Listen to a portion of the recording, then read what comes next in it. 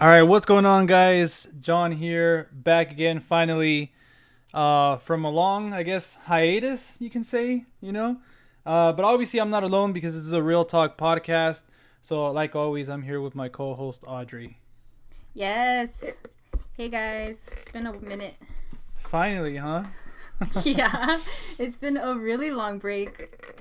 I know, it feels like. I don't know. I think the last one we talked about was, I think our most anticipated movies for, like, the rest of the year. So that must have been, like, back in January, right? No, like in February, maybe? March? I think, like, March, possibly. It's still been a long time. Yeah, the point being, it's been a while for both of us, and not only we both been kind of just hectic, with our lives and stuff like that. Yeah. So it's not like only my fault or only Audrey's fault, it's just life has just had us both, kind of say, hey, you guys want to do this? Well, think again. Yeah, we're trying to figure shit out. 2 months ago was our last podcast. It's been far too long, Audrey. It has, and everyone probably thought that we were done with it, but nah, we're back. Yep, everybody thought it was counting us out. Yep, but nope, here we come again. But yeah, guys, so enough with that. If you guys seen the title of this, me and Audrey are going to be, in honor of Incredibles 2, we're going to be talking all about the Pixar films that came before it. And, what do we expect from Incredibles 2? And we're also going to do our top 5 Pixar films after all that. But first, I kind of just want to catch up with Audrey and kind of, obviously, also you can see we're going to talk a little bit about a movie called Hereditary. A little family film, I think everybody should, take their kids and stuff to go see. So if you have not seen that, spoiler warning, we're going to go all in it. But we'll talk about that and give you more of a heads up when we get to that. So was that the last movie you saw in theaters, Audrey? Yeah, it is. I just saw it Sunday. So yeah, it's the last thing that I went to go check out. What about before that? Ocean's 8. Oh, you saw that? Yeah. I saw it on Thursday. I thought I told you. No, you didn't tell me. I could have sworn I told you. Yeah, I went to go see it on Thursday. How dare you? You need to keep me updated, okay? No. Well, I thought I did, but apparently I didn't. So yeah, I went to go see that on Thursday, and I liked it. Like, I remember you said that you were like, it was good. All right, spoiler warning for Ocean's 8, everybody. No, yeah, I mean, I liked it. It was fun. I had a good time with it. I thought it was a fun heist film. I like the all-female cast. I thought it was going to be kind of like, kind of like a Ghostbusters situation. But no, I thought it brought like this new sort of take on the franchise. I thought they were all solid. Especially Anne Hathaway and Cate Blanchett. Sandra, she looked hot. She did her thing, but I don't know. I thought the other ones were a little bit of more of a standout, like Anne and Cate Blanchett. Yeah, for sure. I feel like they took kind of like the lead in a way, because they just stole the show. Like we said, Sandra Bullock, she looks great. She has aged very well. Extremely well. Yeah, but I don't know. Her character felt kind of flat for me, especially since the story basically revolved around her. You know what I mean? But it's still kind of, her performance kind of felt flat. I was just kind of like, oh, okay. I didn't really feel like, oh, she did an amazing job or something like that. Like, nah, like, I think she just did good. It was like, yeah, she wasn't bad. And you're right. I feel like even the whole storyline with her like ex-husband or boyfriend or whatever, that was kind of not too like played up much. Yeah, like, it was just kind of like mentioned, and like she got her revenge or something, and then that's it. You're never really like, oh fuck, you know what? I really want her to go through with this, like to get back at him. Like it's kind of just explained, or I don't know, just mentioned, and then that's it. Yeah, exactly. So I kind of was disappointed in that. But some favorites for me were definitely Helena Bonham Carter. I just love her. So anytime she comes out in a movie, I just love her. I am not a fan of Anne Hathaway, and I think you know this already, right? Yeah. We've talked about this on several occasions. We've talked about it. I hate her face. Throughout the whole movie, I would turn around and look at my friend, and I'd be like, I can't stand her. Wow. But she did do good. Yeah. I can't stand her face. But yeah, Helena Bonham Carter did really well. Kate Blanchett, I enjoyed extremely. I enjoyed, what's her name? I forget her name. The blonde Sarah one. Paulson. Yes, I love her. I love her to pieces. Rihanna even did good. She didn't really do much, but she did good. Yeah, I think with her, I mean, have you seen Battleship? No. No. Okay, yeah, good thing, because she was kind of like obviously awful in that. But I think with this one, they kind of played to her strengths, which is not much. That's why she was just kind of there. Good? She just didn't have good? Yeah. Oh man, she looked good at the end, like coming on that red dress. But yeah, she didn't have that much dialogue, you know, and like she just kind of was there, you know. Yeah, she was just there to look good and like just be Rihanna, basically. Yeah, basically. And then the other girl, I think her name is Aquafina. Oh, yeah. Like the water bottle. Yeah, like the water. Like, fuck. Like, I was with one of my friends. This is before I seen the movie. And then we were walking down Hollywood Boulevard, and we saw the poster, and then he's like, dude, the girl's name is actually Aquafina. I was like, holy shit, I didn't notice that before, but that was What that is was she? pretty Is funny. she like some YouTube sensation or something? I feel like she is. Actually, I don't know. She's probably famous from something. I feel like she's probably famous for what she did in the movie. Like, kind of like playing tricks or something. I don't know. I have no idea, honestly. But she was funny. But overall, I did enjoy it. Would I go watch it again? Probably not. Like, it's just one of those movies that I watched, and I was like, okay, cool. I'm ready to move on with my life. Yeah, it's not. You're not gonna remember it, you know. But I mean, it was fun. What did you think about none of the big cast members from the first three appearing? Oh, I thought that was pretty cool. I really because a lot of people. I was talking with some of our other YouTuber. They say, not companions. Our fellow YouTuber friends or whatever. Yeah. And they thought it was a missed opportunity, like with like not having George Clooney come out at the end and kind of just saying that he's dead, you know, right off the bat, like when the movie first starts. But I mean, I feel like that was an interesting choice because they're like, okay, well, you know, we're not going to rely on those cameos or those stars for this movie to work. So I kind of liked it in that sense. Yeah, for sure. Me too. And that's what I'm saying. Like, I feel like for me it was just like here's a taste of the old movies, but not to the point where I felt like I was watching a continuation. And I think that's why I enjoyed it, because I don't really like when movies do that, when they're like, oh, this is just a, you know, continuation. It felt more like, oh, okay, this is a movie on its own, I guess, in a way. I think the character that was present most is kind of like the editing style and the score. Like it seemed like an Ocean's movie just because of that, like the transitions, and then the score really resembled like the original one. So I feel like in that sense you're like, oh, this is an Ocean's movie, you know? Yeah, and I remember, I don't know if I'm mistaken, but I remember, you know, when they're coming out of the Met Ball and they're like already dressed up and shit, and they're like wearing pieces of the diamond. Yeah. And you know how it kind of like transitions? Mm-hmm. I feel like that came out in one of the Ocean's movies where they did that too, when they like finished their heist. Yeah. I feel like they did that too, but I can't remember it. But when I was watching it, I was like, this looks very familiar. Yeah. No, now that you mentioned it does seem familiar. I've seen the Ocean's 11 recently, like within the past 6 months. The other two though I haven't seen in a while. I think I've seen Ocean's 12 and 13 like in theaters, and then like 13 like once after that. Which one's your favorite? The first one, I'm assuming? Yeah, Ocean's 11. And I have not seen the original with Frank Sinatra. I haven't seen it. Obviously. You like how I just said right? I was like, yeah, right. Yeah, I know, John. You're not going to tell me. Have you seen it though? Or? No, I actually haven't seen the original one, but I really do enjoy the franchise. So it was, like I said, I did enjoy it. It was a good movie to catch, you know? Yeah, same here. And I was able to get some press passes for that, so that was cool. I mean, I didn't pay for it, so I think that was kind of more of a hell yeah, dude. You know? Anytime you don't have to pay for anything, like shit, get me on board, sign me up. But anyways, I think we should talk about the one that's been like on everyone's mind and everyone's been talking about, which is Hereditary. Oh, I thought you were gonna say something else. What did you think I was gonna say?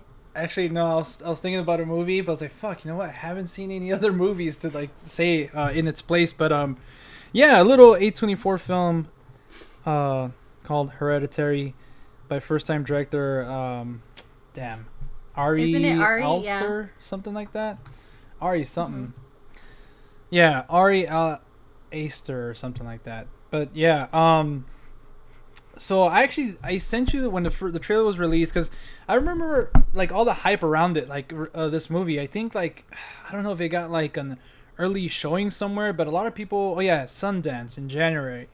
So everybody was raving about it from then, and like they're saying all these crazy stuff like this is the next Exorcist and stuff like that. So for some reason I didn't want to see the trailer, and I think when it was released I sent it to you, and I was like, all right, cool, like I don't know, I just wanted to hear your thoughts, but I didn't want to see it, Yeah. So that's honestly one of the best experiences I had in the theaters. Like I hadn't seen the trailer and I saw this film, I'm like, oh shit, like like a lot of the big moments that I actually want to see the trailer now to see like what big moments were shown. Yeah. But yeah, give a little bit what were your initial thoughts? Like what was your I guess expectations going into the film and stuff like that? Well, I think it was actually on my list because I was really excited for it. Oh, Because yeah. I remember I told you, I was like, oh my god, they're comparing it to The Exorcist. Like, hell yeah, I'm down. And I think this movie was one of those movies that I think I would have enjoyed it more if I wouldn't have listened to so much hype. Because I think people were hyping it up so much.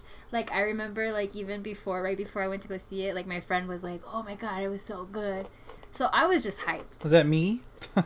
No, it was another friend, actually. How dare you? Yeah, so... And then people were saying, like, I even saw, like, this, like, thing on Facebook that, like, people's heart rates, like, skyrocketed.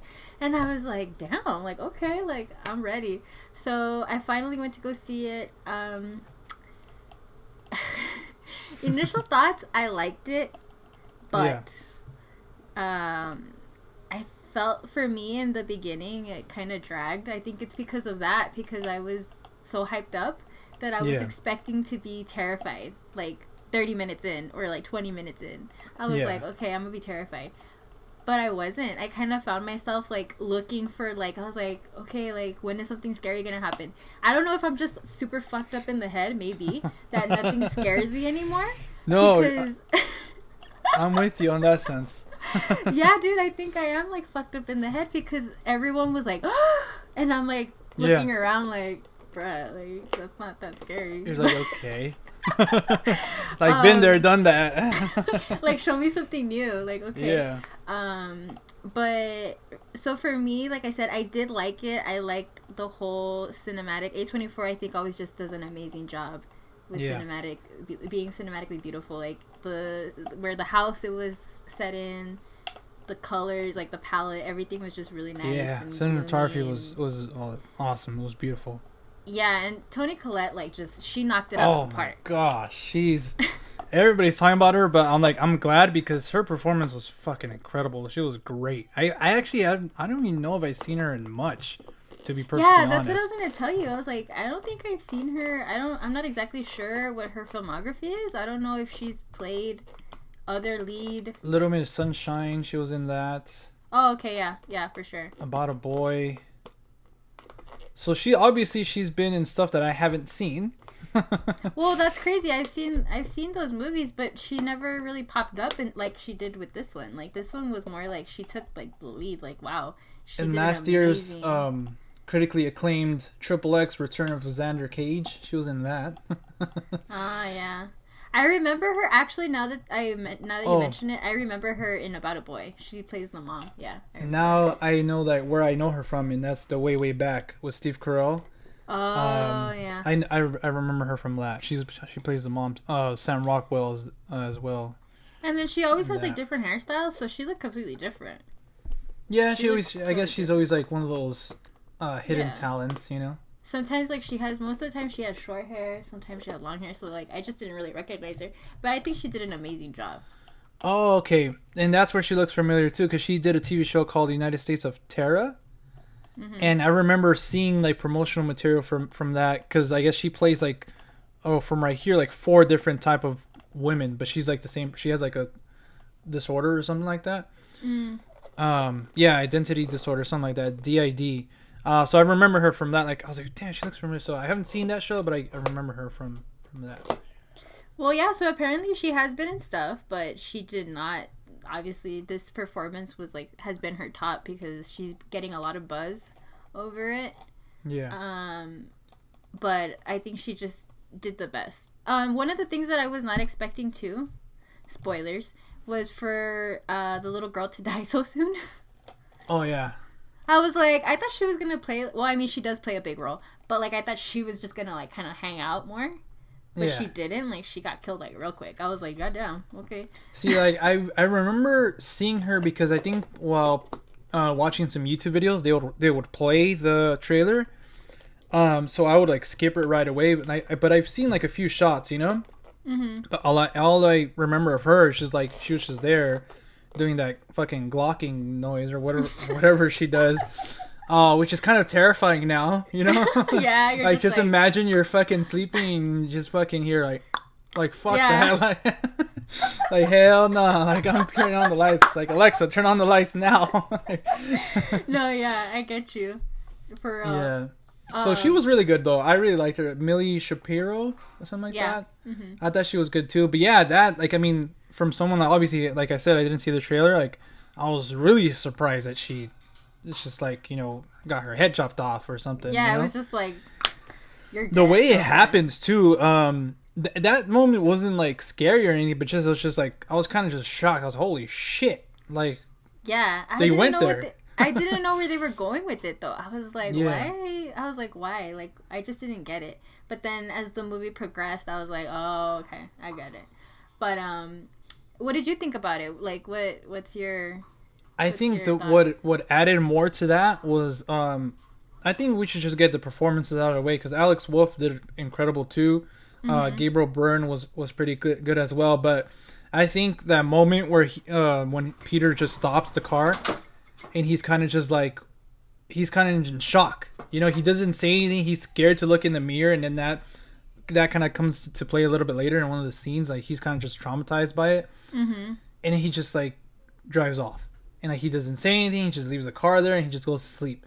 And then, like, when the mom, I think her name's Annie, when she, like, that whole scene was just like, fuck.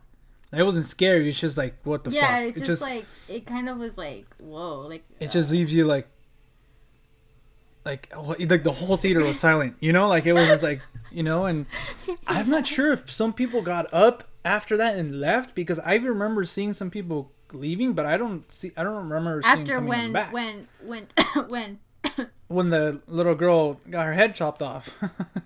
Oh, people like, some got of up them and left. Yeah, like some of them left, and I've seen like 2 of them come back, but then the other ones, like, I didn't see them come back. Oh. So I'm like, I feel like a lot of people are going into this thinking it's a traditional horror movie, you know, like jump scares and stuff like that. And then when they get there, they're just like, holy shit, like I didn't expect this, you know? Yeah, for real. Which is like, I believe like for me and you, it's something like, oh crap, like we can appreciate that. Like, oh shit, it's kind of something different, you know? Yeah. It's very reminiscent. It's like one of those cult movies. Like, it's reminiscent of Rosemary's Baby and all those, you know, movies.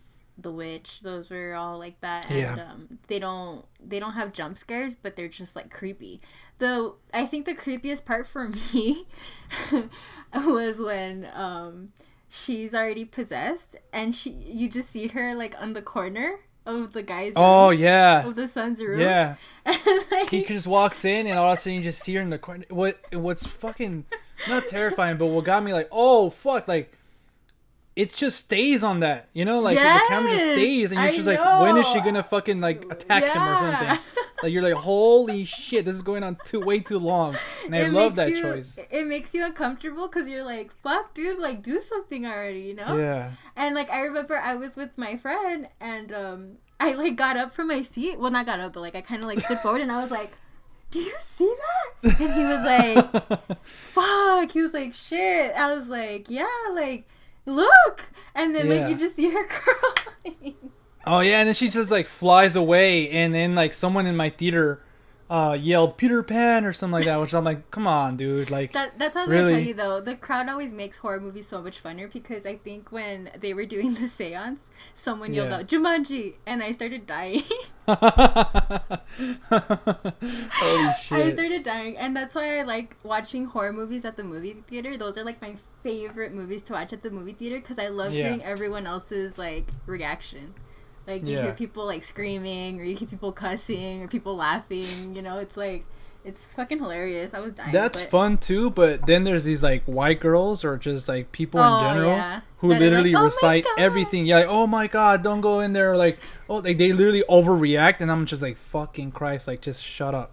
Yeah. You know? No, but it's always great when you get one of those fun crowds. You know what I'm saying? Like that get scared with you, and then like at obvious dumb shit, like they poke fun at it. You know? I think I had a little like 14-year-olds one time when I went to go watch Annabelle.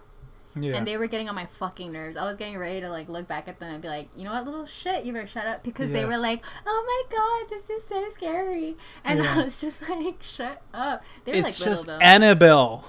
It's just a doll. It's just a dynamic doll that wants your soul. It's okay. But anyways, going back to the movie. Fuck, if you put it that way, Jesus. A demonic doll that wants your soul. Well, it's true. But going back to the movie, I think that was one of the scariest parts for me, and also when she chases him and she's banging her head against Oh yeah, I did not see that coming. It was just like boom, boom, boom, boom. I was like, holy fuck. And let me tell you why I love that part, because that reminded me of The Exorcist. That that factor of like when they're so possessed that they're just like doing crazy shit like that. Like, oh, I wish it would have had more of that in a way, but I think that was just really good. Like that scene was just amazing, like great, like wow. One of the moments that creeped me out, that part too, but it's just like when she wakes up and she sees the ants and she follows them to the boys' room. I was like, holy shit, they're gonna kill this fool off too. And then they wake up and they're having a discussion, and then all of a sudden I thought they were sweating or something. I was like, why are they sweating so much? And then I realized, I was like, oh shit, like what they said earlier, they're covered in like paint thinner. Yeah. And then she just lied to match, and then she wakes up. Like that scene just for me just kind of escalated. It kept going, and I was like, oh fuck, like it's not scary, it's just intense. You're just kind of like at the edge of your seat, like, oh fuck, like what's gonna happen? Just you like, know? What? It was insane. I was just like, holy shit. And then the part that I did see a lot of people like turning away and like being like, oh my god, was when she's like sawing her head off. The sound that it makes. That was fucking gnarly, because they're like all that shit's going down, and all of a sudden like you just hear something like a rope or something, and it just goes to her and she's like decapitating herself. Like, oh fuck. Yeah. Like, that's insane. Yeah, I know. And what'd you think about the ending, the whole fucking cult thing? Like I said, when I saw that shit, I was like, oh, yeah, okay, this is what they wanted. And it just reminded me of Rosemary's Baby. You haven't seen it, huh? No. Damn it, John. I have it on Criterion and everything, but I haven't seen it. What? Trust me, when you watch it, you're going to be like, oh, shit. Cause it was definitely influenced by it, right? Yeah, because it totally reminded me of it and everything. And when I saw that, I was like, oh, okay. Like, okay, cool. Like, everything made sense. Yeah, and I like that they explained everything. I like that girl Joan. I know. Or Joanne or whatever. Like I always thought, like once she appeared, I was like, you know what? This bitch. There's something with this bitch. Yeah, like fuck this girl. This girl's sketch as hell. I know. I felt really bad for the husband though, because he just died. He just fucking burned. Oh, but I had a feeling though. I was like, you know what? As soon as she throws in the book or he throws in the book, I already knew like he's gonna catch on fire. It was gonna be him. Yeah. Like, I was like, something's going to go on, you know, and that sucks. He was just trying to, you know, I thought they were going to do more with his character, because I feel like he was just kind of like this subdued dad. Like, he needed to do more. Like, he needed to put his foot down. Yeah. So I thought he was going to just lose his shit at one point, but he was kind of just there. He was just like, he was just chilling.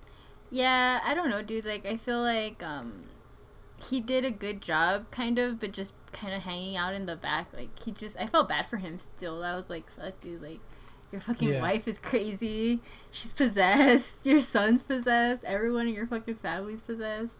But what was I gonna say too? I was gonna say something about, the whole thing that she did Which to this day I still don't know exactly what her job was, but where she would make like the little like little scenes. miniatures and stuff. Yeah. I was like, what the fuck?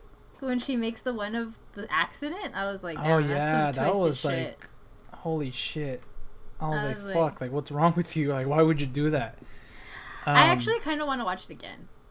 Yeah, me too. A lot of people are like, no, I don't want to watch this again. But I was like, you know what? I want to watch it again to like just see if there's different things I didn't catch in the beginning, and just I don't know. I want to experience that again.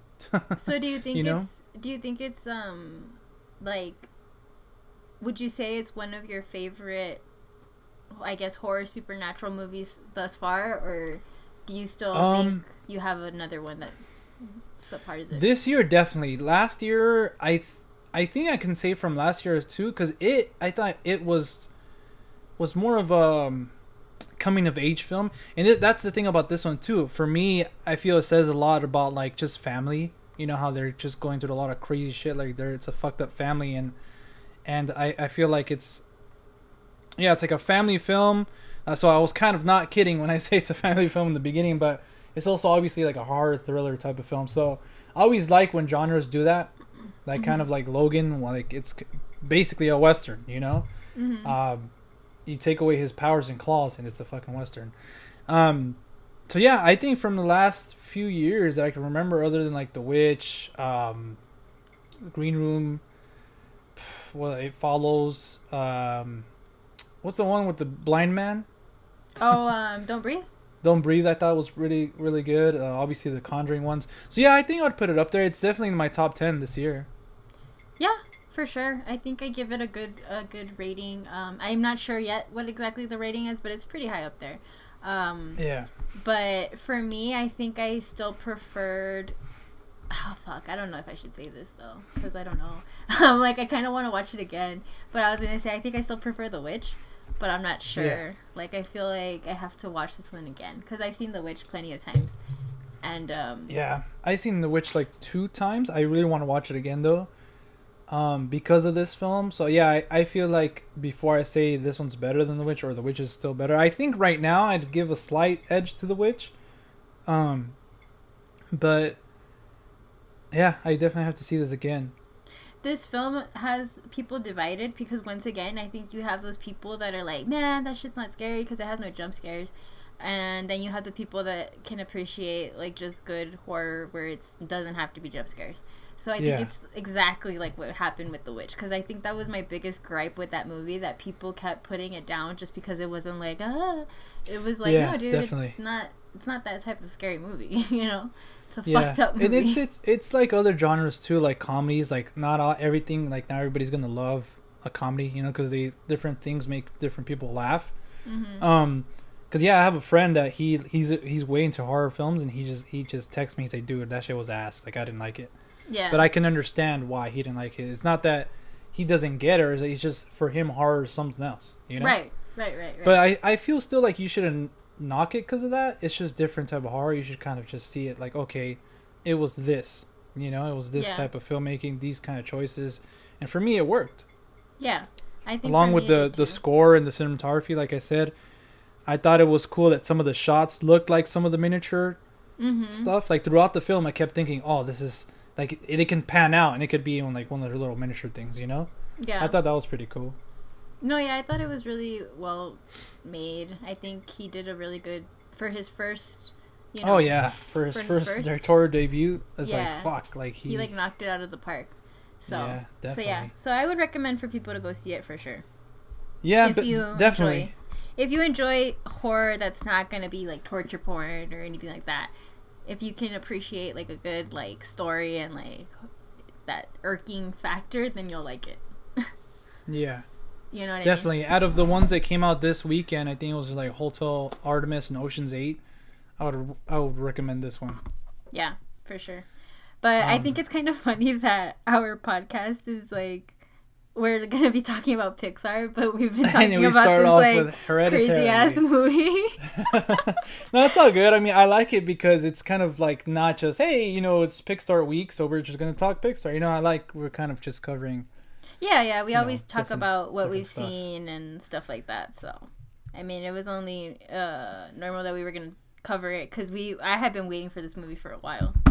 So. Yeah, me too. And A24 didn't disappoint once again. I still haven't seen Lean on Pete and First Reformed, which is other films distributed by them.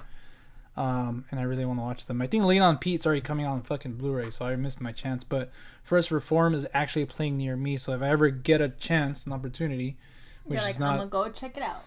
Yeah, but with my schedule, this doesn't seem likely. It's hard.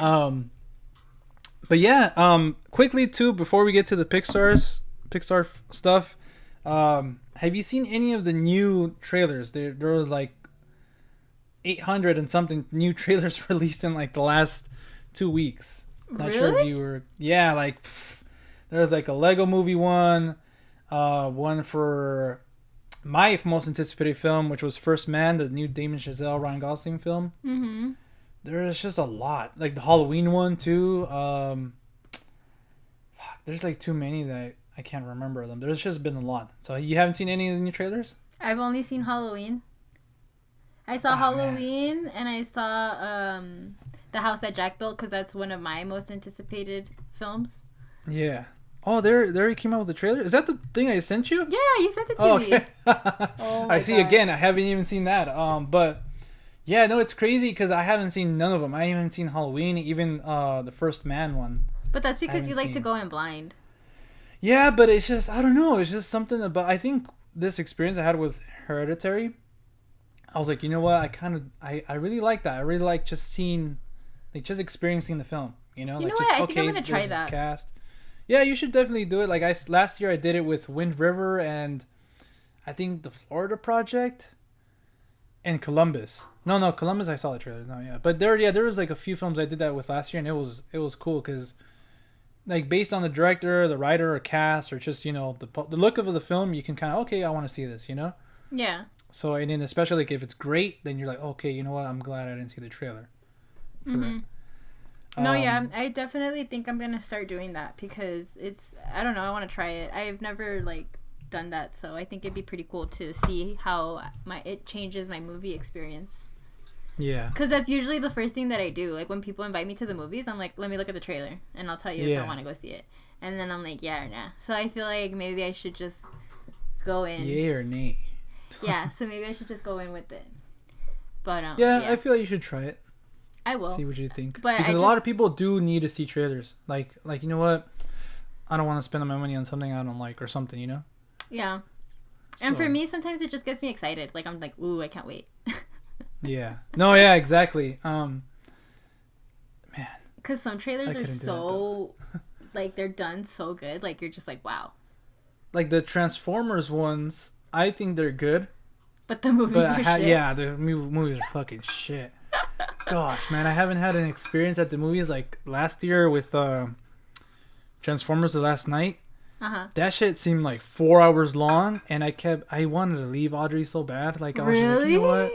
Fuck this shit, man. Like I didn't find anything that I can enjoy from that film. That says a lot because for you to want to leave from a movie, like shit, man. Like, no, I know. I don't think that's ever happened to me. I'm trying to think if that's ever happened to me. No. Well, no. Not recently, at least. Yeah. But yeah, so we'll see. But you got to do it for the real talk, Yeah. I feel like I got to stick through it.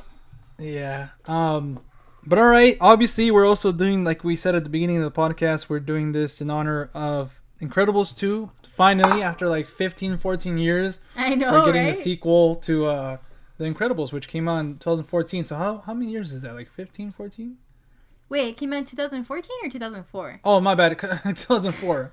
I was like, damn, 2004? I was like 12? 12 or 13? Oh, yeah, me too, kind of. Right? No. Is that how old we were? Nah, because, hold on. No, then we were like 11. Yeah, hold on, okay. Because in 2000, I was like 9. So then I was like 10. No, because I was like 12. So then I was 13. Yeah. Right? Damn, I feel like this movie was older. I know, me too. I thought I was like little. I remember being little. Like, why the heck was I watching this? I'm just kidding. No, that too. But I remember I was like geeking out of it, like on it, like as I was a little kid. Yeah, because I right. remember a lot. Like, That's what I'm saying. Like, I feel like for the amount that I liked it, like, I should have been younger. yeah, exactly. But hey, maybe that's how good the Incredibles was. I guess.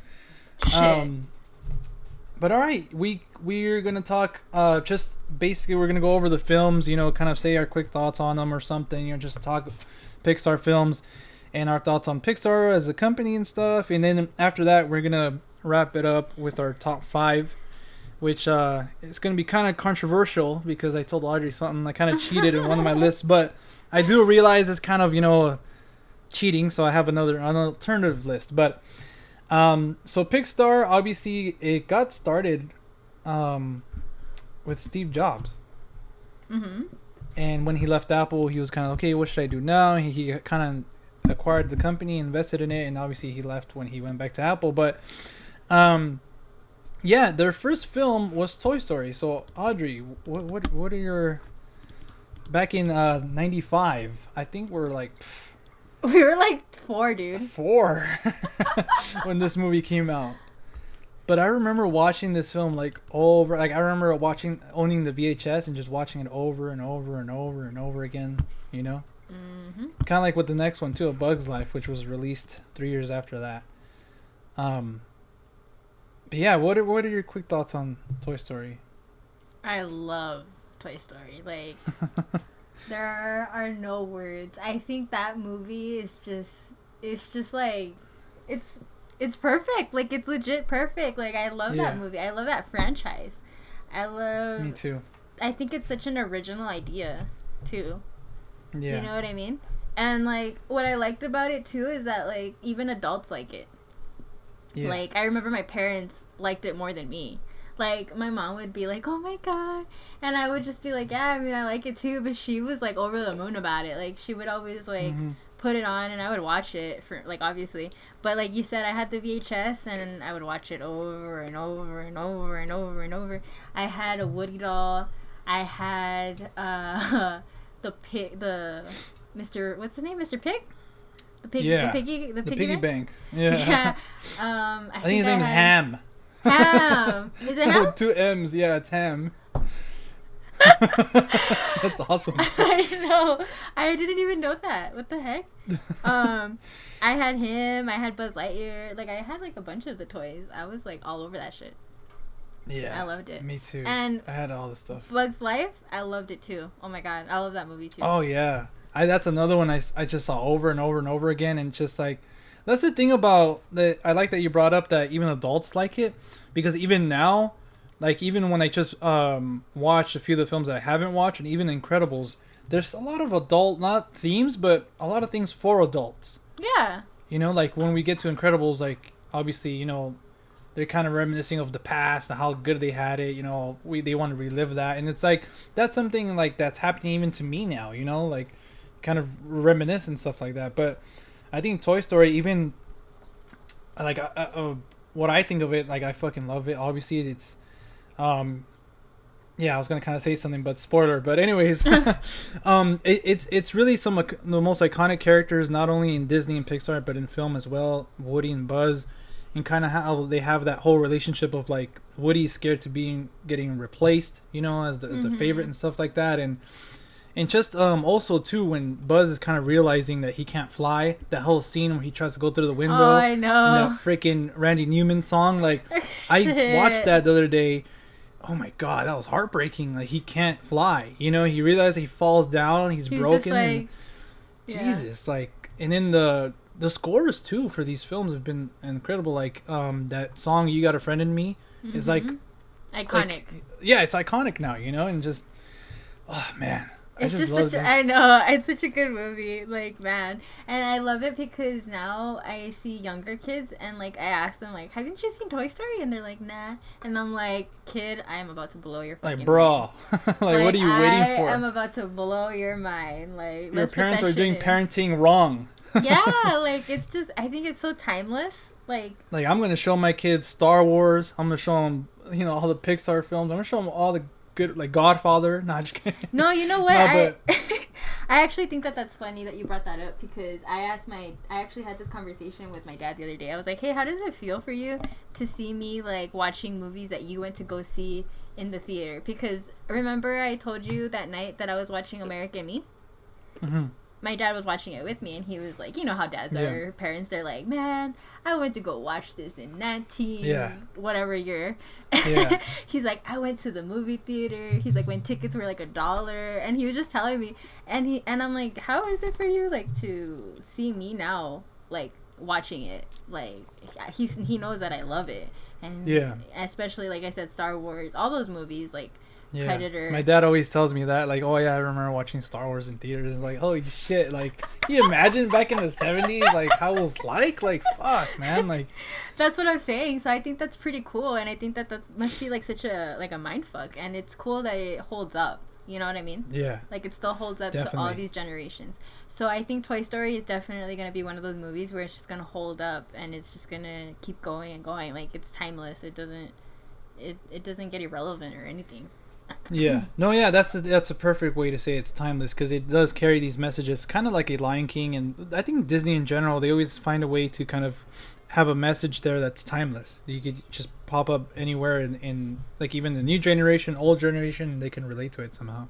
Which is really genius, I think. Like I'm thinking, like, damn, like was that always their purpose, or like what? Like did they just do that shit accidentally? Like I really don't think so. They struck gold. But speaking about Bug's Life too, wasn't there Ants? But Ants was DreamWorks, right? Yeah, Ants came out, remember we talked about it. It came out a little bit before. Let me see, actually. Ants came out in 98, and then Bug's Life came out in... Was it DreamWorks or was it Fox? Ants was, let me see, DreamWorks, yeah. They came out the same year. Actually, yeah, the same year, but damn, like their US release was only a month apart. October. What? Ants came out October 2nd, 1998, and then The Bug's Life came out November 25th, 1998. That's weird. So there's always those type of films, you know, like they always have like their kind of, you know, kind of like fuck. Like they have like a competitor. Those volcano movies. Okay, like Armageddon and Deep Impact. And then there's not Dante's Peak. Yeah, is it Dante's Peak? And which one? And the one with Tom Lee Jones, the volcano one. Yeah. Wasn't it called Volcano or something? Yeah, I don't know. Fuck. But you know, there's always similar movies coming out like in the same time. But I remember Bug's Life was so awesome too. Like just remember watching it over and over again, and all these characters, like the circus people, you know, and just kind of how the main ants was his name, Flick. Yeah. And also Kevin Spacey. I know all the stuff going around with it, but I thought he was a great villain. He's always a great villain, and he is. We kind of probably know why now. Yeah. But you know, the whole grasshopper thing and kind of how the ants, and that's the thing. There's always messages that we can relate to, like the ants, that you have to work together. You know. Yeah. And it's just. I thought it was cool, everything about it. Again, the score by Randy Newman. Yeah. I remember watching and loving the short that came before this one. It was the old man playing chess against himself. Oh, yeah. I don't know why. It just always stuck with me. Like, I love that short. Like, I don't know. That's the thing, too. They always have shorts. I know, and Pixar always kills it. They put equally enough time and effort into a 5-minute short into a whole feature-length film. Except the most newest one with Coco, the Frozen one. I didn't watch that. I thought it was cool, but... Because I didn't watch Coco in the theaters. How dare you, Audrey? Yeah, I know. Sorry. I'm just kidding. Sorry. No, but we can move right along with the sequel to Toy Story. Toy Story 2. It came out in 1999. So this one, again, I don't think... Let me see. It was just it was released in theaters. It was released in theaters because I think it was intended to be just like a direct to DVD sequel, but then they just like, okay, let's just release it. And yeah, again, I had the VHS, and just like revisiting this film. It's just it takes everything we liked from the first one and just expands on it. They add Jessie, which she's incredible, and also what's the horse's name? Bullseye. Bullseye. Yeah, okay, Bullseye. And Doc? The evil one? Doc? Oh, yeah. The freaking... Wasn't like his name the Doc? mine worker, right? Yeah. Wasn't it Doc or something? I don't remember. Damn. I haven't seen that one in a long time. Yeah. Oh no. Surge? No, that's another one. But oh yeah, they also added fucking that guy, Emperor Zurg. Oh yeah. Which he had a kind of like a Darth Vader thing going on, which was cool. But also too, like, man, one of the scenes that breaks me is like when you see that how Jesse got abandoned. Oh like, God, oh, man, I know. like, I'm just Jesus. like, you're gonna fuck me up. Yeah, like that sucks. And there's a lot of theories that was Andy's mom. Oh yeah, Yeah, I know. I was like, stupid Pixar making me feel. Yeah, it always does that, especially well, we're gonna get to it when we talk about Up, but what'd you think about the sequel to Toy Story? I liked it too. Like I said, I literally like all the Toy Story 1, 2, 3. Like they're good. They don't feel like I said, they don't feel like a continuation. It just feels like a new, fresh movie, and it's the characters that they bring in. They're always iconic, you know? Yeah. Like, they've all remained iconic, even for the third one. So I'm just like, man, like, they do a really good job at coming up with original characters, I think. Yeah. But I don't know. I'm a sucker for Toy Story. I don't have anything bad things to say about that. Yeah, no. I'm like trying to think of something bad. I'm like, nope. I love it. I never had a Jessie doll, which is actually kind of odd. I had the horse. I had Bullseye. But you didn't have Jessie though. But I didn't have Jessie. Every girl has to have Jessie. Yeah, well, not this girl. I was like, yeah, well, not this girl. Oh, Audrey, you're gonna make me want to buy you a Jessie doll for your birthday. At this age, yes. At this age, I have a Jessie doll, people. But yeah, it was good. What came out after that? Was it Monsters Inc. in 2001? Hell yeah, that's my shit. And this was the one. I'm not sure why. You didn't like it? No. I really like it, but I didn't grow up like I did with Toy Story and Bugs Life. Like I think I remember seeing it in theaters. I'm not too sure though. Like I might have missed it in theaters. It just I didn't grow up with this film, and neither Finding Nemo, which came out after that. Mm-hmm. I remember watching them and kind of okay. Like I was kind of like whatever, and obviously like growing up, you're like, oh shit, like these are actually really good. Mm-hmm. And I actually just revisited Monsters Inc. not too long ago to do a review with Ryan O'Toole over on his channel. So if you guys are listening, interested in that, you guys can go check that out. But yeah, perfect fucking chemistry and pairing of Mike and Sully. John? Yeah, Mike and Sully. What was it? Goodman, John Goodman, right? John Goodman and Billy Crystal. Mm-hmm. Holy shit! Like even like this time around, I'm like, fuck, this is like a dynamic duo. Like they're perfect together. Like it's awesome. They are so good together. It's not even funny. Yeah, and it's awesome too. Again, it's like another they having those themes of like kind of, you know, trying to it's like adult themes as well. It's like for children obviously, and then like there's that whole theme of like, you know, laughter is better than the screams, you know, and like what that means to everybody, you know, and just the whole world that they build. I actually want a Monsters Inc. 2. Like I want a sequel to this. Like I don't know how. Monsters Inc. University. Yeah, and actually I didn't mind that one. I know some people didn't like it. Yeah, it's not the best, but I don't know, I didn't mind it. Like it was alright, cool, but I for some reason this time revisiting Monsters Inc. I kind of want a sequel. Yeah. No, yeah. I would hope that. I think they are going to make one though. I'm sure they will. I think Hopefully. Monsters Inc. We went to go see it in the theater like 3 times. Really? Yeah, I shit you not. Damn. Because I'm telling you, my parents were equally insane as I was. Like they loved it. I think they loved it more than me. Yeah. So they were like just big fans of Pixar, huh? Apparently, yeah. So what do you think? And also Steve Buscemi as damn, what's his name? The bad guy? Oh God, let me think. Like Slick or something, or I want to say Slick or Rick or Dick. I'm just kidding. Yeah, Randall. Randall. How do we get Slick? Well, because he was slick. Like, remember, he would like blend into the wall. Oh yeah, he was kind of like, he played a good villain too. I really liked him. I mean, I love that movie. I mean, you had Boo. Oh yeah, and the whole thing about Boo and oh, it's just so Sully heartbreaking. trying to take care of her and stuff. And God, I fucking hate thinking about it, dude. Honestly, it tears me up. But it was a great movie. I loved it too. Like I said, once again, just iconic. And every time I go to Disneyland, I get on the fucking ride, even though it's boring. It's not that like crazy of a ride, but it's still a good ride. Yeah. But yeah, it was definitely one of my favorites. Yeah, definitely. And then right after that, we have the infamous Finding Nemo. I remember watching this film like when I was younger, but I don't know. I just didn't really like. I never owned it. I think that's the thing. Like I didn't own Monsters Inc. or Finding Nemo, so I couldn't watch it a lot. But every time I went to the doctor's, like it was playing. Fucking Finding Nemo was always playing in the fucking doctor.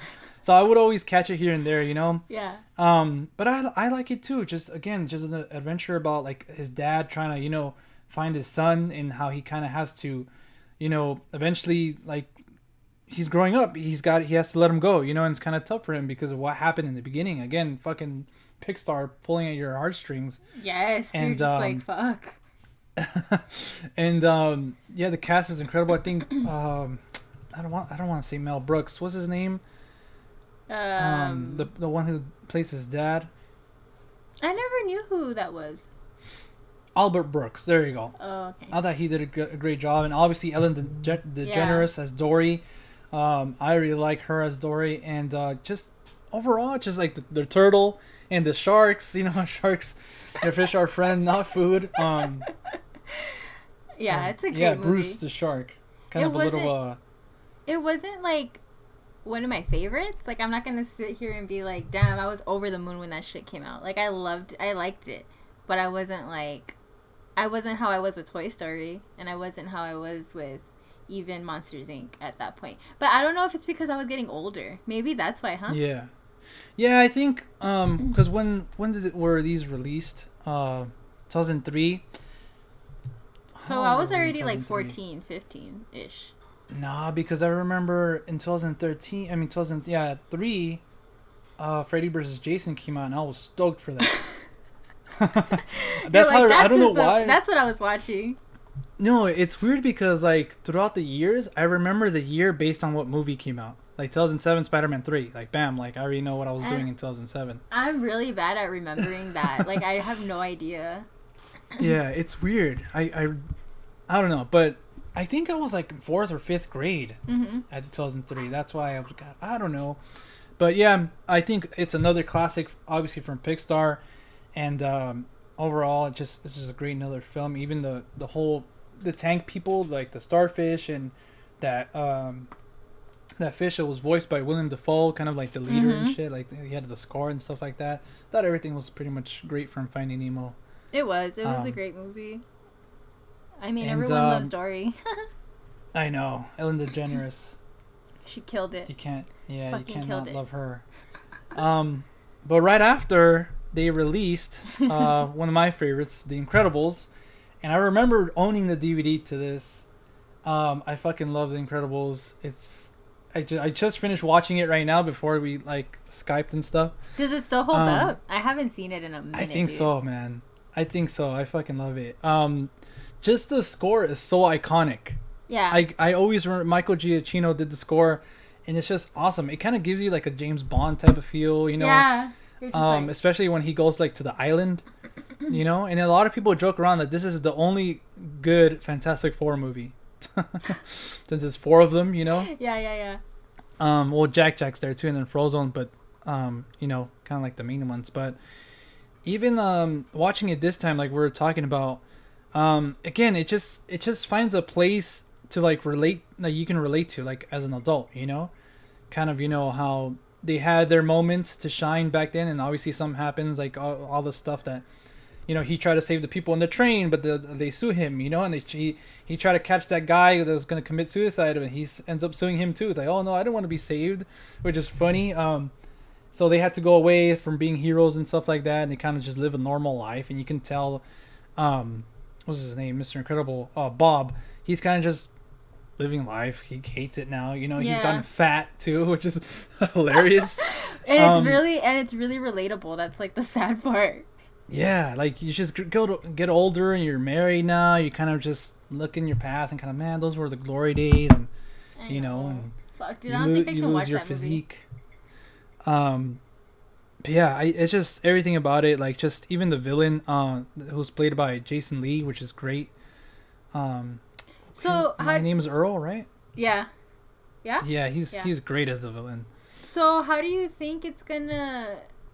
Do you think it's gonna affect it at all? The fact that we're getting a sequel 14 plus years later, at all, or do you think people are just gonna go in and be like, "Fuck it, dude, I don't remember what this shit's about, but I'm gonna watch it."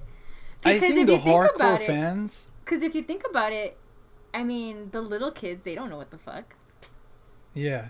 They're like, there's a second one, Incredibles 2. What? What was the first one? But I think for little kids, they'll because they like animation, so like Coco did great at the box office, all those films. So I think they'll still see it, but they probably won't, know what's going on. Know there's a first one.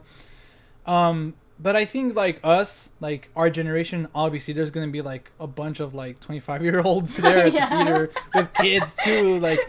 But because I'm like super excited, like I feel like this is a movie that should have got a sequel instead of the Cars series. Oh yeah, because I'm so not a like fan what the of heck.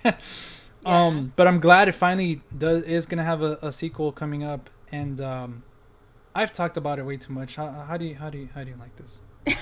No, I mean, I'm right there with you. Like, it's a great movie. I love it. I don't have any, like I said, it's just one of those films that you can't really have anything, you don't have anything negative to say about it. And I remember when it came out, I think I saw it in the theater at least twice, I remember.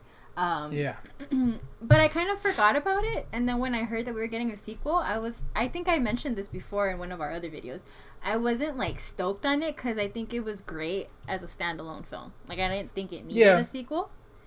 Am I excited to see it? Yeah, sure, because I feel like it's gonna make me feel like a child again. Like, I'm gonna be like, fuck, dude, I was watching this movie like 14 years ago. And I think for me, it's just nostalgic to watch it. So I'm excited for it. But I didn't feel like it needed one at all. I feel like it was just a great film on its own. Yeah. But I mean, I know that for sure it's going to be good. Like, it's Pixar. Like, come on.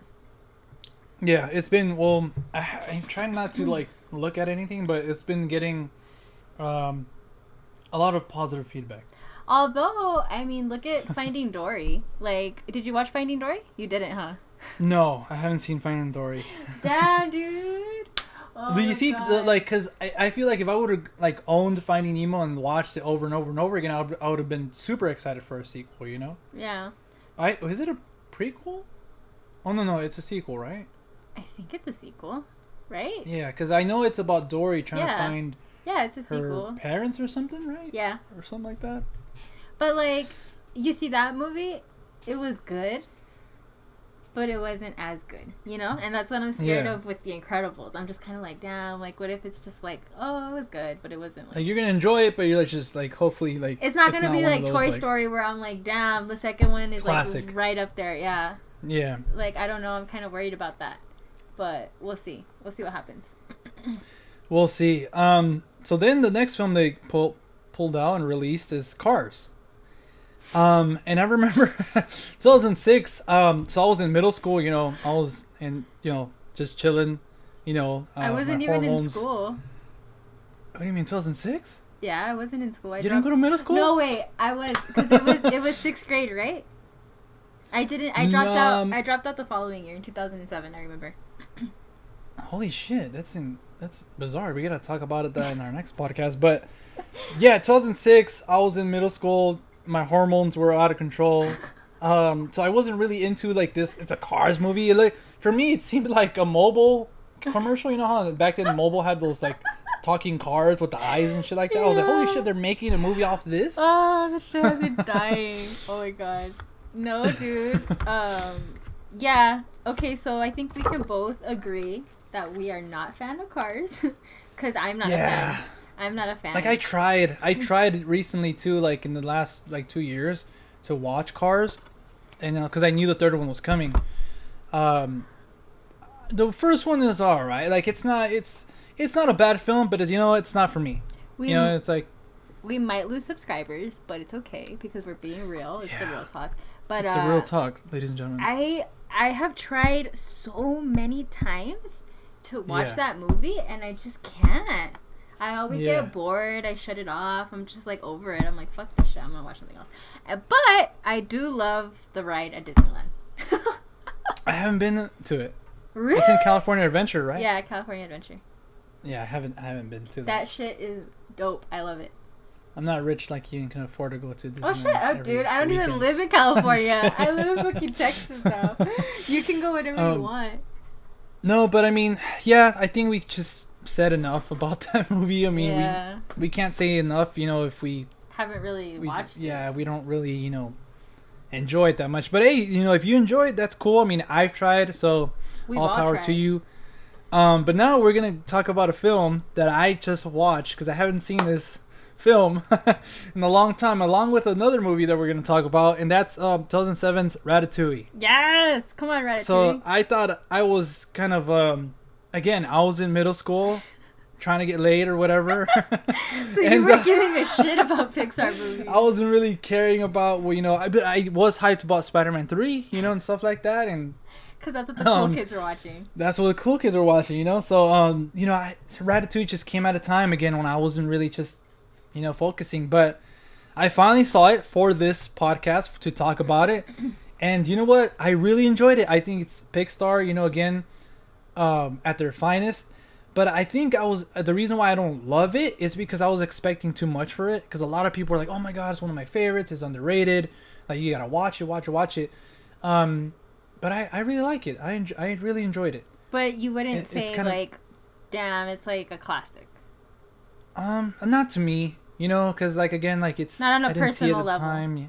Yeah, not on a personal level. I do like the message of kind of just going for what you love doing. Even though everybody's against you. Like that little dude was a rat.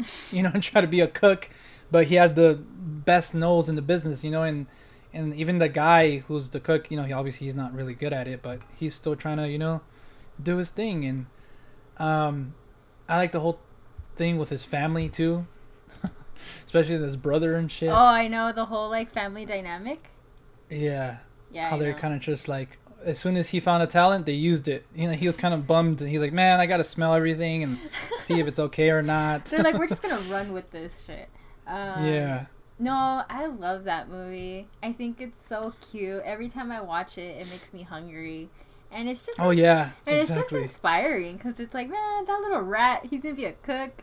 And I'm over here dying because I can't do anything, and it just makes me feel. And of all the cities too, in Paris. I know. Jesus, right. Yeah, and I think that's why I liked it too, because it was in Paris and it's just cute. Yeah. I don't know. I really like that movie. Penn Oswalt. I don't think I watched it as much as I watched the other ones, but I did. It's one of my favorites for real. Also, I think. Yeah, no, definitely. I do like it a lot. It's just, I think it's different, I wouldn't consider it a classic for me. Everything. Yeah, but like I said, I do like the message. And again, directed by Brad Bird, who did Incredibles, and he's doing Incredibles too. Mm-hmm. So I thought, yeah, like I said, it's. I feel like I do understand why people love it, and hold it to a high praise. Mm-hmm. Do you have anything else to say?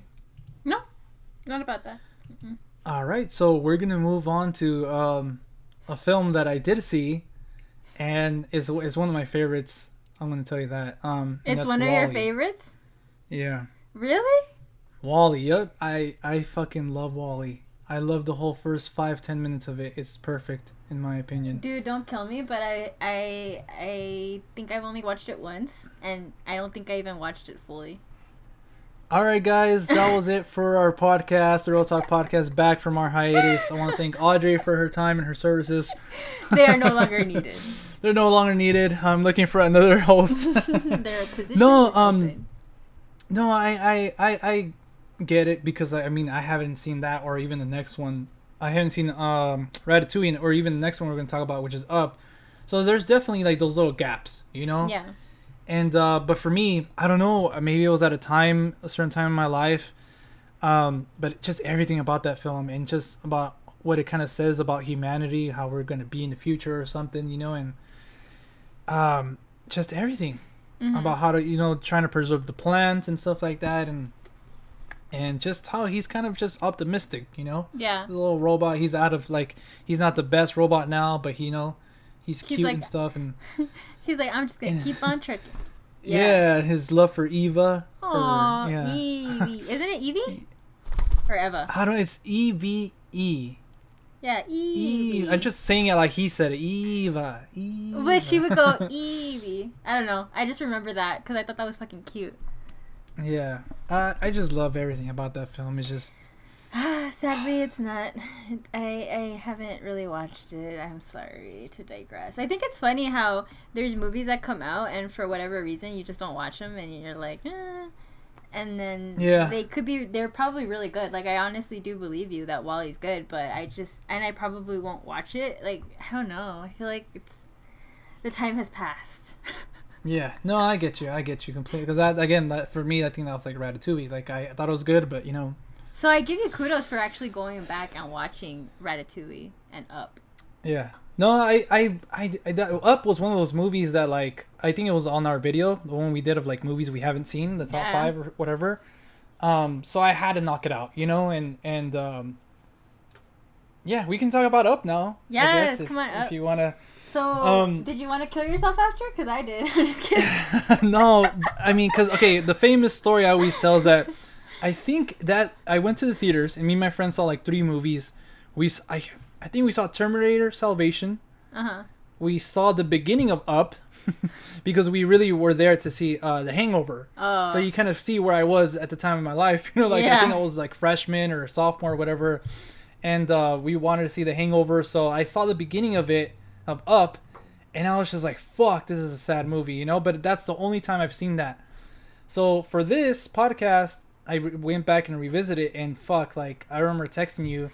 I was like 15 minutes in, and I was fucking done. I was like, holy shit. I think it's because of where I'm at right now in my life. Yeah. I saw this, I'm just like, I fucking, you know, I've been close to crying a number of times with some films in the like, more recently, but this one I just fucking... I didn't like start sobbing, but yeah, I cried. You know, I was like, "Holy shit!" Like you shed tears. Yeah, like a tear just went down, and I'm just like, "Fuck!" Like, this is just a movie, dude. Come on, like, no, you know. And man, it's just, oh my god. And throughout the whole film too, like he tries to like preserve everything of her, you know, and Ellie, right? Yeah. And then just the little small things too, like when he fucks up and he puts his handprint on the mailbox. And so she does it too, you know, and like, oh man, I was pissed at that guy who fucking fucked up the mailbox, you know? Yeah. He was pissed and he like hit that guy in the head and he started bleeding and he's all fucking, man, just I loved Up. It was amazing. I can see why people were like, you know, even like the bird and the talking dogs and stuff like that. I loved everything, and then like I knew based on like Coco. I knew that guy in the beginning that went on adventures that inspired them when they were kids. I knew he was going to be still alive and he was going to kind of he's going to be kind of the villain. I kind of saw that coming. But I still liked it, you know? Yeah. And at the end, how he has to let go of the house. And the last shot of the movie is literally like her painting or her drawing. Like it's right by the house by the fall thing. Like I thought that was cool. I can't. Oh man, that movie. I remember when I watched it. I was so pissed at my friend, the one that wanted me to see it. I was like, why are you making me watch this? Like, why? Yeah. Like, there's no... That's just uncalled for. That shit's uncalled for. Like, it's just... it pulls on your heartstrings. But it's a great movie. It's a cute movie. I love it. The little song. Even Russell, too, the little kid. He was, I thought he was hilarious. He had heart. He was just trying to, you know, do his thing. And then even, too, when they're, like, around the campfire, he's like, oh, yeah, you know... My dad never has time for me and stuff, and like, you know how I am with dad stuff. So I was like, oh fuck, not again, you know. You were like, no. Like Jesus, you know, I was just kind of like, okay, you know. You're like, I'm getting killed over here. Yeah, and then just I love this film. It was great. I actually own it, so I'm happy I do. And yeah, I don't know what else I can say about the movie. Again, Michael Giacchino with the score. The score was great. Yeah, I had a big kind of I was kind of skeptical. I was like, how the hell is a flying, like, how, I don't believe this house can fly with all these balloons. And then I was like, wouldn't like the government find out, like, oh, like what the fuck, or like cops would see it. But then, you know, Yeah. my answers, like, it was answered in the movie, like they kind of get blown away by a storm and stuff like that. So I was like, all right, cool, like, I can believe it. You're like, you know? all right, I can get behind that. I can get behind Yeah, that. I can get behind this. And then again, it's a fucking animated movie, so I'm supposed to, you know, Yeah. believe in it. Yeah, you just need to believe. So yeah, Up. I'm so glad I finally watched it. I loved it. It's one of my favorites, you know, for sure. Damn. But now we do get to one that I remember seeing in theaters. Obviously, remember just fucking loving this movie, and didn't disappoint. I remember I was kind of skeptical about it. I was like, fuck, they're doing a third one. You know, it's really necessary. And it's Toy Story 3. Came out 2010. Yes, Toy Story 3. Jesus. Where can we begin? Just everything about it. It's just amazing how they came back and just like Killed it. everything about the movie was like, oh my god, They just killed it. it was perfect. They killed it. Nothing was unnecessary. They didn't kill the franchise. If anything, this is the best one of the best trilogies, if not the best trilogies out there, and because it just keeps getting better and better, and I can't wait for a fourth one next year. So I mean, I thought it ended perfectly. How Andy just gave away his toy. Oh man. Dude. Like they obviously we had to talk about that scene where they almost all died. Yes, and they And hold they hands. were holding hands. Oh fuck. I was like, and you know what? I think I shed a tear there too, because at that time I was going through like a breakup. Oh. So like I was like, that plus this, my childhood. Dude. I was like, holy shit, they're gonna actually kill him. I was They're like, gonna do fuck you, Pixar, man. Fuck you, Pixar. Yeah. Oh my god. And it's crazy because like we're like, I was shedding a tear and stuff at that moment, and then that's over. That they're saved by the freaking the little alien dudes, right? They saved them. Just thinking about it still fucks me up. Yeah. And then after that, it's like Andy does this whole thing. He gives away. He's going off to college. He gives away his toys, and he's saying goodbye to each and every one of them. He's like, okay, this guy, like Woody, he's this and this, and like, oh man. And it was at that time too. Like I was almost done with high school, you know, and growing up, I felt like we grew up with these movies, and like we were Andy in a sense, because like, you know, we had college coming up and stuff like that, and kind of, you know, moving on from my childhood, and oh man, and just everything. I mean, you had a Barbie coming back with this time Ken there played by Michael Keaton, so that was pretty cool. And then Lotso, the stupid ass bear.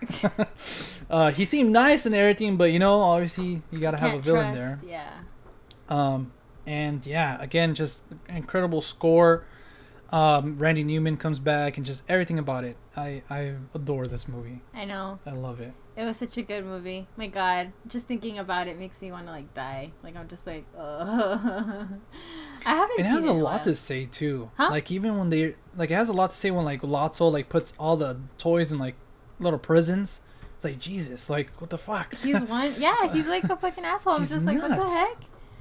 He's a fucking Because toy. he has like fear of I guess getting replaced or something. You know, I haven't seen it in a while, but like he goes to extreme places. Like I think he was hurt too. I think he was kind of like he was hurt. someone I don't remember abandoned. how though. Yeah, he was like abandoned or something, or replaced or something. I don't know. So he had like trust issues. Yeah, and I remember wondering where Bo Peep was, because I'm seeing here now, and I remember that Bo Peep, the RC car, the Etch-a-Sketch person, and Wheezy. They didn't show up. Yeah, they didn't show up. They were kind of just mentioned in flashbacks, but because you have all these other characters and stuff like that, so hopefully, I think the fourth one is gonna be about Woody and Bo Peep, like about their relationship or something. Up. I don't know. I guess having little Woodies or something. Oh, little Woodies. Little Woodies, or I don't know how that would work out, because Bo Peep's like fucking polyester or something. Like she can crack, I guess. I don't know. Right. But yeah, it's safe to say that Toy Story 3 is a lot of people's favorite Pixar, or right up there, you know. Mm-hmm. So do you have anything else about Toy Story 3? No, dude, just that scene fucked me up. The feels, gives us the feels. Oh yes, all the feels. So we can skip Cars 2 because to be honest, I don't even think I've seen it. Do you want to just go on to the list? Yeah. Oh, Brave is another one I haven't seen. Have you seen Brave? I have, and I love that movie. It's so You damn loved cute. it, really? It's so damn cute. I love it. I mean, I know. I thought it was so. I don't know. I thought it was just really cute and really original too. I love the fact that she was like Irish and she had her little accent and everything. It was super cute. And I don't know. I really liked it. I think you would enjoy it. Yeah. I think you should watch it. But yeah, that's another one. I kind of wanted to watch, but I was like, you know what? I got limited time, so I want to watch these ones again. No, yeah. And, I think Brave. Brave was really, really good. I think I've watched it a few times. I don't think I don't own it or anything like that, but I did like I did like it a lot. Yeah, and I'll watch it eventually. So the next one that was released was Monsters Inc. Oh, no, sorry, Monsters University. Yeah, that was another one that, like I said, it was good. I wasn't like over the moon about it though. Yeah, I thought I'm right with you there. I thought it was good. I like seeing them again, especially when they're younger. Kind of, you know, you can see how they are where they are in Monsters Inc. Yeah, it wasn't like, fuck, man, this is another hit from Pixar. Nah, you know? It was just kind of like, meh. But the next one coming up, Inside Out, it was did we see that together? Yeah, we did see it together. Yeah, we actually went to go see it. Yeah. I fucking love that movie. It's Do you think it's one of your favorites? We'll see. You're like my list. But I think it's the first Pixar movie I owned. You're gonna hate me, but I don't even have the Toy Story films. Well, no, dude. I think I have them on VHS. Well, because they're freaking expensive, dude. Yeah, that's why. I have Inside Out, I have Up, and then I think that's probably it. Oh, I have Coco. But yeah, I need to get on it on those. I don't even have The Incredibles. Damn, we're looking bad here. But no, it's because they're actually really expensive. Because I remember we wanted to buy them. But every time that we would look at them at Best Buy, shit, dude, they're like $35. Yeah. And I'm like, no, yeah, I'm not down. it's too expensive to us to experience our childhood again.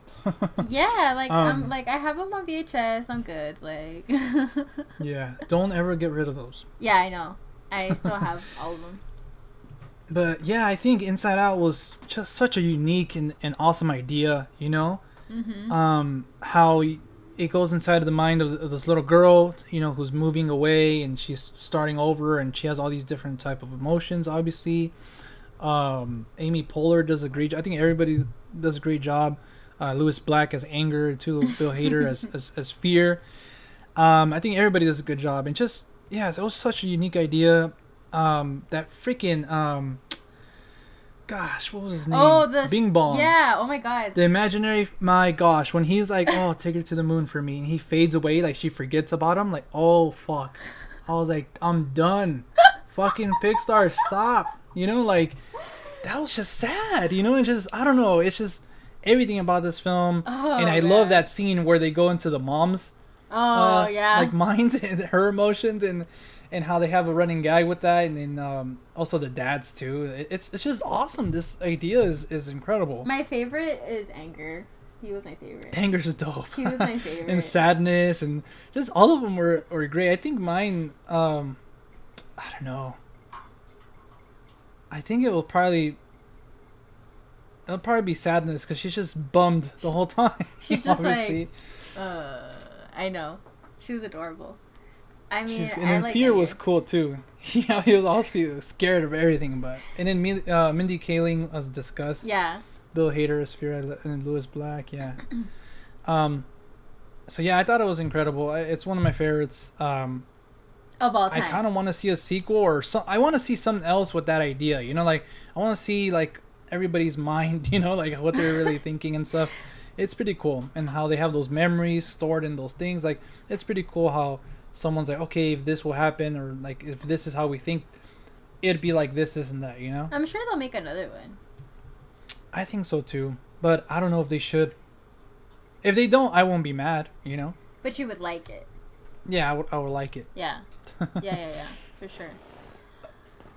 So the next one, I'm not sure if you've seen it, which was The Good Dinosaur. I think this is the most, like, not hated, but it's not as loved from the Pixar films. If you can already see my face, I have not seen The Good Dinosaur. Oh man, so this is the only one I beat you to it. But I saw this while I was waiting for episode 7. Oh, okay. Star Wars episode 7. I think me and my brother we went to the movies, and it didn't start for a while. So I was like, all right, we'll go see this. Like, screw it, The Good Dinosaur. And I remember I was like, you know what? This is actually not that bad. And then I watched it all when it came out, and I really enjoy it. It's not Pixar's best, obviously, but I didn't think it was bad. It's a great little story about the dinosaur. He kind of, I don't want to spoil it for you, but I'm not gonna watch it. He gets, well, I think his dad passes away. He gets lost from his herd, so he has to get back to his herd, like, and somehow he meets all these characters and stuff like that, and his adventure about kind of just becoming his own guy, like, and kind of remembering what his, kind of like Lion King, kind of remembering what his dad told him and stuff like that, and he feels like he's to blame because of how his dad passed away.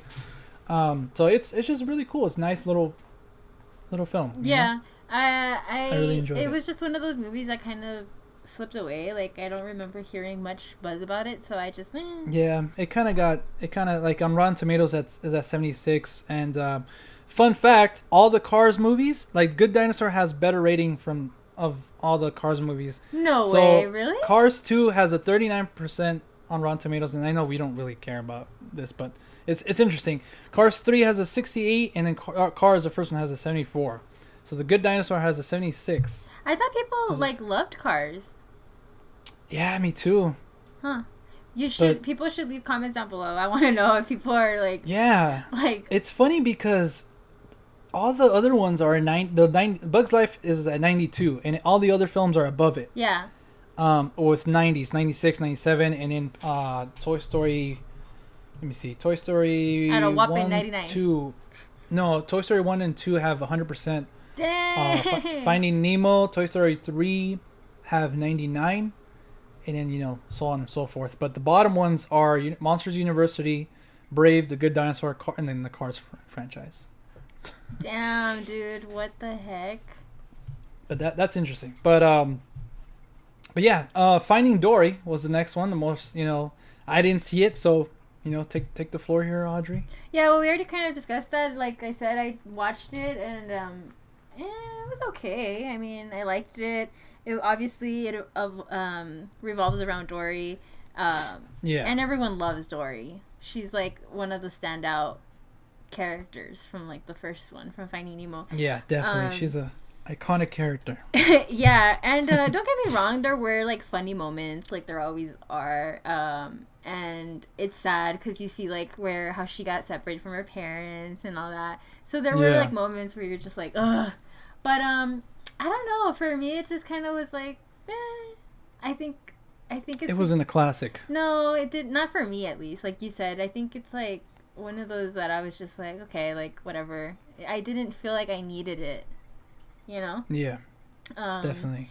And I feel like Finding Nemo would have been great on its own, but Dory's still a good character. I love her, so a little bit of backstory on her was good. I just don't think it was anything like crazy good for me. Yeah, like necessary and stuff like that. Yeah, and like I said, I don't know if it's because I'm getting older, but I don't think that's true, because then there's movies like Coco that I enjoyed a lot, and I'm older now, so I feel like, I don't know, it's just the movie itself. Yeah, it's always gonna, obviously, like we always say, film is subjective, so it just depends on like the mood or something, if it's gonna hit us or not. Mm-hmm. I think we can just go right away to Coco, because Cars 3, I haven't seen it. Nah, we haven't seen it. I remember being interested in it though, because I have seen the first one and the second one I haven't, but how he kind of like, he's the best like car, he's the racer or whatever, Lightning McQueen or whatever, and then like there's this other car and like he gets fucked up, so it's about him trying to get back to his this is being number one. I don't know, I thought that was pretty cool, but I mean, I still haven't seen it. But Coco comes out, at the end of last year and breaks everybody's hearts. Everybody's sobbing at the theater. And I think me and you, the reason why I think we like this movie a lot, because it kind of connects with us, because we're Latinos, if you will. So it was awesome to see that represented on screen, and so accurately too, with that grandma with the chancla and stuff like that, and them eating tamales, and just everything about the film. It was beautiful. It was amazing. The songs, the colors, and just like with Miguel, like trying to pursue his passion, but his family, like, that's something I can connect to. His family doesn't understand. Obviously, it's kind of it's a different story of why they don't like the music, but just, man, the reveal too of Hector being his grandpa, right? So that was just everything. My gosh, this movie is one of my favorites. It was in my top 10 of last year, obviously, and just the world. And my birthday is on the Day of the Dead, so it was cool to have a movie revolve around that. Like, we had the Book of Life, but I haven't seen it. Yeah, me either. And so yeah, I mean, just, man, God, everything about this film, I love it. I know, it is a good movie. I really enjoyed it. Like you said, I think I was super stoked at the fact that it revolved around the Latino culture, and it was cool to have it represented, like, in the way that you could relate, I took my grandma to go see it. It was one of those movies where you just wanted to share it with your family. Exactly. I took my mom, and at the time, me and my ex, we took both our moms, so that was cool. Like, I really wanted, and it was in Spanish, so I love that. Yeah. I love that I saw it in Spanish, and it was just another experience too. But yeah. Oh man, that movie, god damn. That shit fucked me up for a while. And then the songs too were lot of great songs. Well, it won, right? Like original post. Original post. What the heck? Original song. Yeah, original song. I think it beat out Sufran Stevens. Yeah, I know you were bummed. I was pissed, but you know what? I was bummed too. I was pissed, but I was like, you know what? If it was between him and him, I would have been like, I would have rather, obviously, for Stevens to take it. But I wasn't mad at the one for Coco, because it was a really good song too, Yeah. But yeah, it was. Holy shit! What? No, that's not right. What? I think This Is Me. One. What? No, wasn't it Remember The Me? Greatest Showman? I think it was. I think maybe someone was pissed that The Greatest Showman didn't win, so they changed it here on Wikipedia, because you know how you can do that. Oh, yeah. But yeah, that song was nominated. This Is Me, Home from Furtherland, and just Remember Me, Mighty River from Mudbound, and then The Star from The Star. Right. But yeah, Remember Me, and also Poco Loco. Just a lot of it was great. All the songs. Poco Loco. Yeah. It sounds like you're saying Poco Loco or something. Yeah. But yeah, I mean that's basically it. All the Pixar films leading up to Incredibles 2. All I can say is that, yeah, I mean, I'm with Audrey when it could have been a great standalone film, just Incredibles, but I think it's the one Pixar film that kind of lends itself, like it naturally could be a sequel, Yeah. So I'm stoked seeing it this Thursday night. I kind of wanted to see it a little bit earlier, but it is what it is. Yeah. I just hope it lives up to, or if not, almost to like the first one.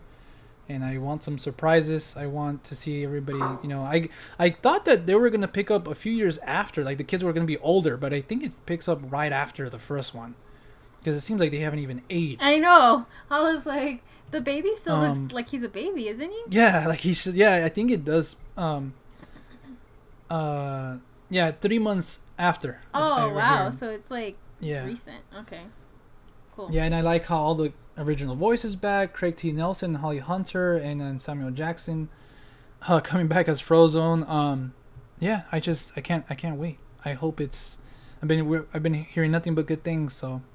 Yeah. I hope it's great. Yes, I am excited. But now here's the part of the podcast. I know it's already gone way too long, but we're gonna go over our top 5 Pixar films and let us know your top 5 in the comments down below as well. So, do you want to start or do you want me to start? Or go ahead and start. I feel like I should do the one where I didn't cheat. Because I feel like you're going to tell me, you know what? No, that doesn't count. Yeah, that doesn't count, bruh. Like, do the one where okay, so I'll say it. I originally had all the Toy Story films as one. I told you like, I was going to do that shit too, though. Like, as in one, like, okay, number this is going to be all the Toy Story films. Yeah. Because I wanted to cheat. I feel bad for leaving one off. So my number 5 is Coco. Wow, really? Coco. Yeah, I love it that much. But I know, but I'm surprised that it's number 5. I was expecting it to Oh, be you thought it would have been a little bit higher? Yeah. Okay, well, it's because these next films, Audrey, come on. I had to in my cheat list. Number 5 was Inside Out, so that's number 6. So, number 5 for me is Coco. What about your number 5? My number 5 is going to be Ratatouille. Really, Ratatouille? Mm-hmm. Holy shit! So you really love that film? I do. Huh? I do. I like it a Holy lot. Shit. I really, really like it. I think it's so cute. Like, I actually will watch it. Yeah. You know, so that's why I put it up there. I don't blame you. It was a really good film. Like I said, it's just I didn't grow up with it, or yeah. You know, I think that's why. I'm already, you know. But it's a good film. So my number 4 is The Incredibles. Incredibles. Mine like too. I said, I. Oh really? Yeah. We have the same number 4. Awesome. That's badass. I was hoping we had at least one. Yeah, my similar. number 4 is The Incredibles too.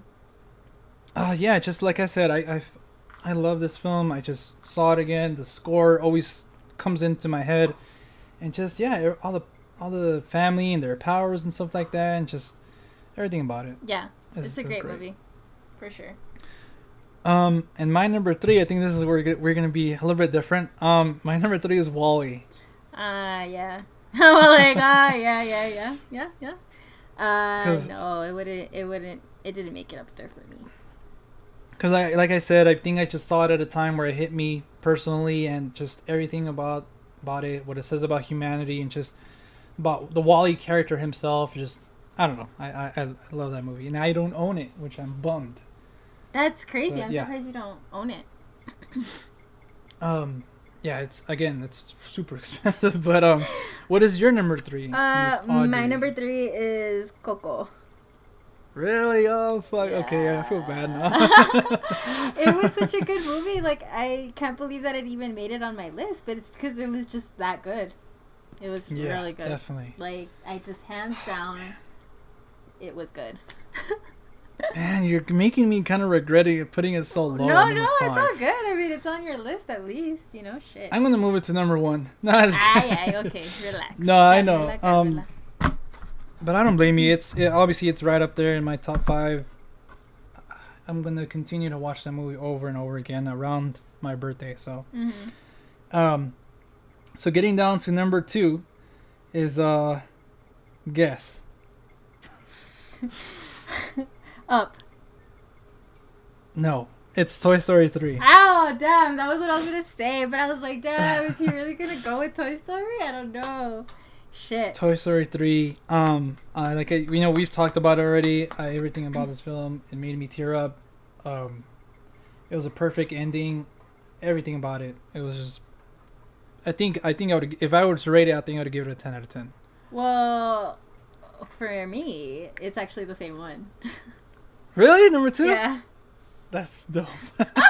So we have number 2, number 4. I think we're gonna have number 1 the same too, though, low key. I don't know. No? I don't know. We'll see. Drum roll, please. Okay. But yeah, I mean, we can't say enough about Toy Story 3. But my number 1 is Inside Out. Shut the front door. Really? I'm just kidding. It's Toy Story. I was about to say, like, fucking bullshit, dude. I just told you Inside Out was number 6. I was like, you're bullshitting me hardcore. Yeah, mine's Toy Story. What about you?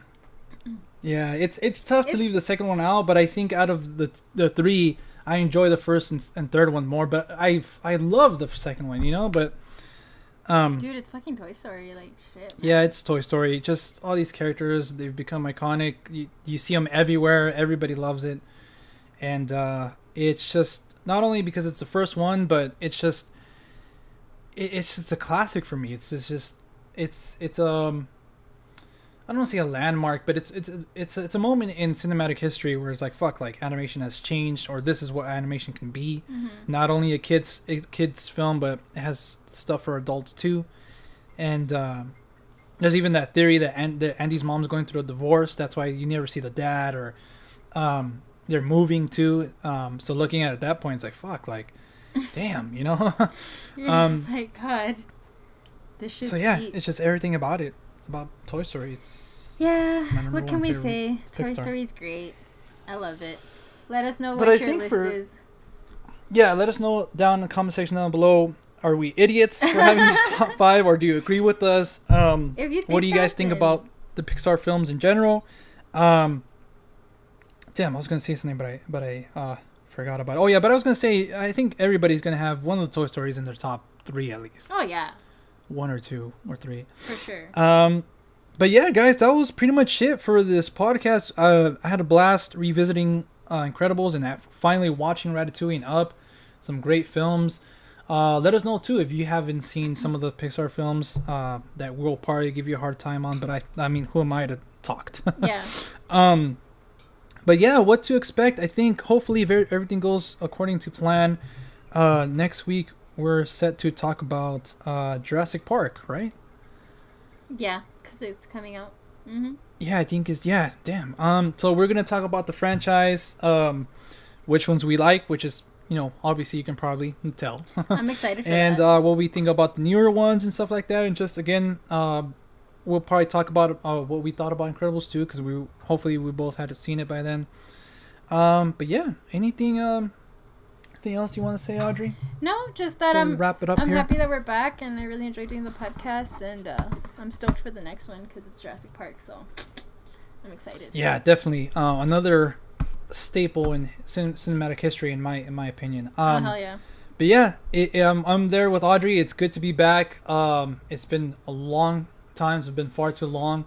So hopefully we get back on this weekly. So yeah, we're still kind of figuring a lot of stuff out, but hopefully we can do it weekly for you guys. So let us know anything you want to, you know, tell us about us coming back, about Hereditary, any of the trailers you guys saw, Pixar, your lists. Yeah, and until next time, you guys can catch us at the movies, guys. Yep. Bye. Peace.